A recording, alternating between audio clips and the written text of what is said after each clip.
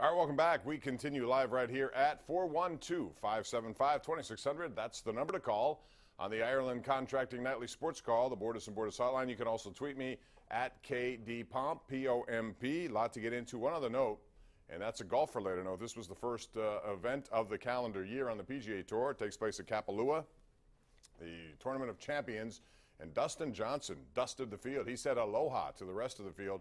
24 under par, which absolutely destroyed the course record there in terms of competitive play over 4 rounds. He wins by 8 shots. He also hit 15 drives over 375 yards this week.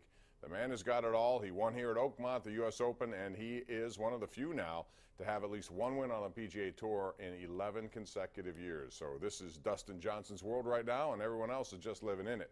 412-575-2600, that's the number. A lot of people want to talk about Jacksonville and other things, so let's get right to it, beginning with Tim in South Park. Hello, Tim. How are you? Hey, Bob. How are you? All right. What's up, man? Hey, Dustin Johnson. Yeah, I watched that tonight. He smoked him. Awesome. Yeah, he was. And you hit it that far and that straight. Who's going to beat him? Yeah, I hear you. Anyway, I have a question. They're supposed to have the best referees in football during the playoffs.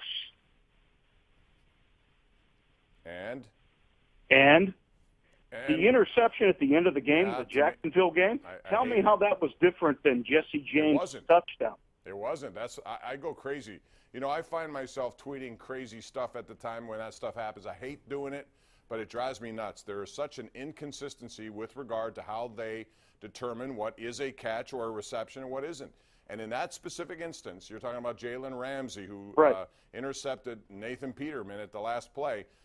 On the field, it looks like a catch, fine. No replay, you would never know the difference. But because of replay and because they can go as closely as they can, looked to me like he juggled and it made contact with the ground, which is exactly what they claimed nullified Jesse James. I thought it was a completely inconsistent, typical Al River Run call. They got a problem in New York, and they need to fix it.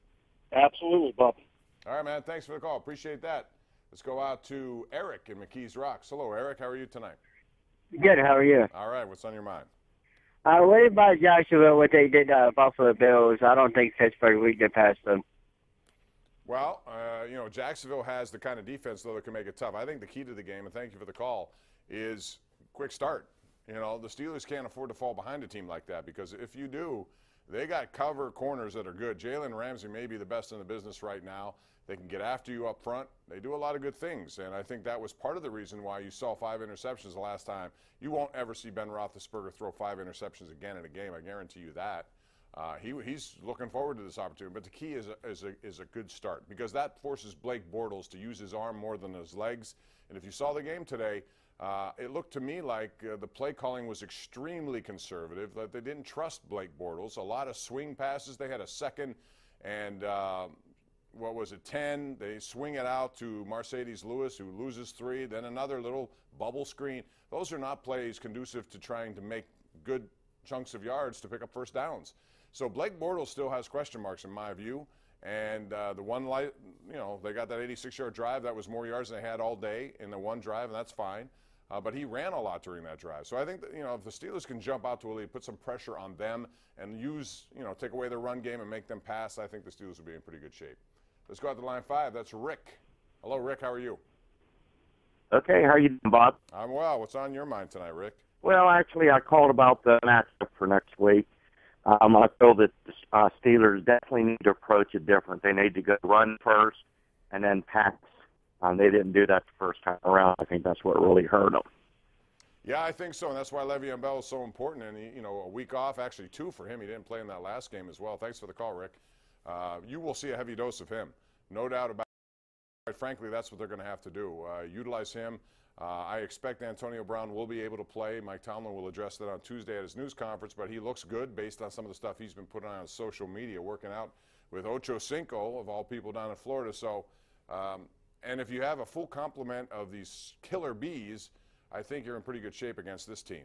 You know, the week after that, and keep in mind, you know, Tennessee still has a shot, but they're 14-point underdogs in that game next Saturday night in Foxborough. We got to go. That is Jeff in Morningside. Hey, Jeff, how you doing? Bob, how are you tonight? Good. Thank you. Just one quick comment, Bob, about the level of officiating in the NFL. not in just their inability to interpret and enforce like the rules, but how in the world, Bob, I've been saying this for decades, the guys in their 50s and 60s run around the field and try to officiate world-class athletes in their 20s and 30s. It makes no sense. Well, I think it's hard to get the people that you need to come out and have the kind of experience necessary. Although beyond that, though, I will say this to you, Jeff. This replay system has made everyone right now afraid to make calls. They wait too long. They know they're going to be second-guessed.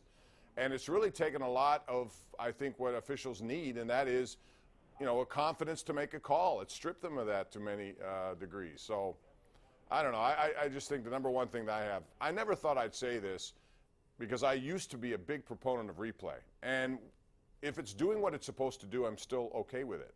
That is turning over egregiously bad calls. But when they do it the way they're doing it now, so that every single play is not only looked at, but last night, for example, in the Rams game, if you watch that game, right before, it took like 6 different looks at 2 different plays that took forever, which allowed L.A., with no timeouts, to regroup, to talk about the play they had because they weren't sure what they were calling at the goal line. And it's not supposed to do that. It's supposed to just turn over bad play calls. And yet here we are looking at every single millimeter of grass that may make contact with somebody underneath the grass. It just drives me nuts. I'm sorry. Let's go out to Maz in East Liberty. What's up, Maz? Yeah, I think that the Steelers with the Jaguars shouldn't be a problem at all. Jaguars have a good defense, but they're like the worst offense in the playoffs right now. And I also think it may surprise a lot of people, but Tennessee might upset New England next week too. Well, that would be shocking if they would do that. Although, given all what's going on there and the so-called fracturing of that triumvirate known as Belichick, Brady, and Kraft, you know, there's a lot of different stuff swirling around about job openings, and Belichick may head to New York, or he may have an opportunity someplace else, or he may want out, whatever. I don't know if that's going to fracture them. I doubt it. They're pretty good at deflecting that sort of stuff. They've done it through a lot of different crises over the years. But at the same time, you know, Tennessee, I don't think anyone thought they'd be, after being down 18 in that position. Marcus Mariota showed me something. He did get lucky when he batted his own pass to himself and got fantasy points as a quarterback and a receiver. So you never know. That's why they play the games. But in this case, I'd be shocked if they went into New England and won. I really would. 412-575-2600, that's the number to call. Tweet me at KD Pomp. Try to squeeze as much in as we can. And remember, it's the #1 Cochran Sports Showdown tonight, 11:35 on KDKA. Back right after this.